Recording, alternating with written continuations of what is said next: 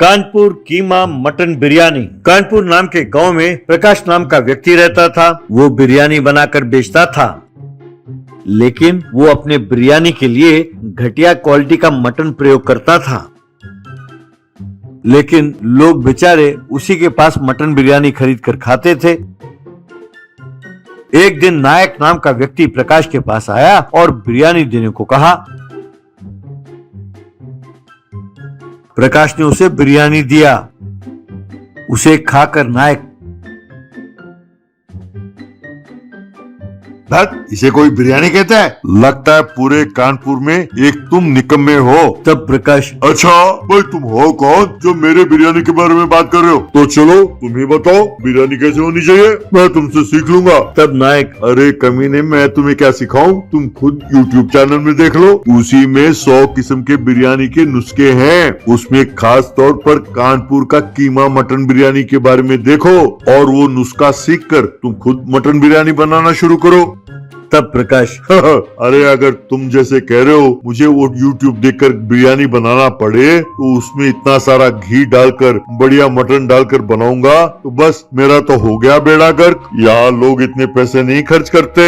नायक, अरे भाई तुम बढ़िया बिरयानी बनाकर दोगे तो लोग जरूर खरीदेंगे, चाहे तो परख लो। तुम्हारे इस घटिया बिरयानी की जगह मैं कानपुर मटन कीमा बिरयानी बनाकर दिखाऊंगा। कहकर वहां से चला गया।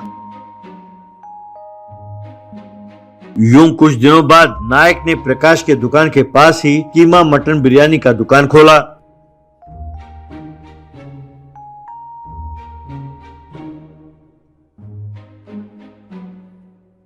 कीमत ज्यादा था, लेकिन फिर भी धीरे धीरे लोग नायक के पास आकर मटन कीमा बिरयानी खाने लगे।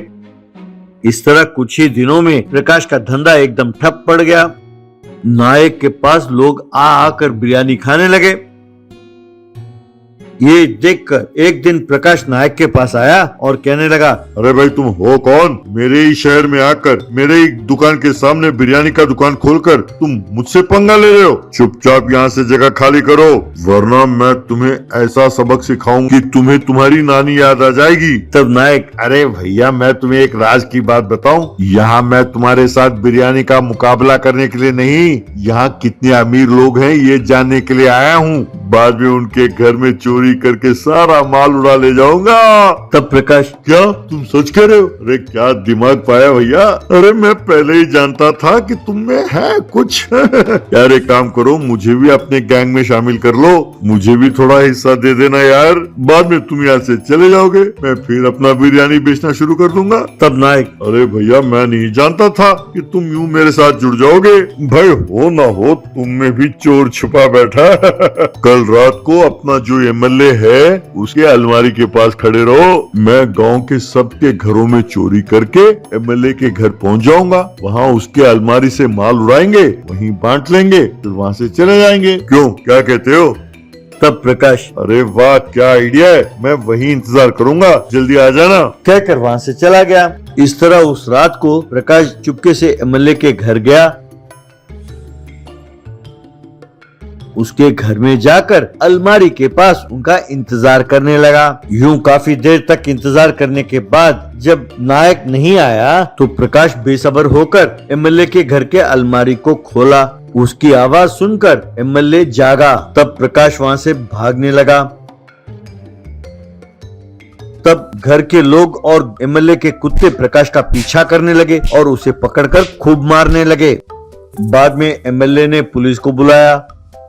पुलिस आकर प्रकाश को लेकर चली गई। तब से प्रकाश नायक से पंगा नहीं लेता था और नायक कीमा मटन बिरयानी बेचता हुआ मजे से अपना जिंदगी गुजारने लगा।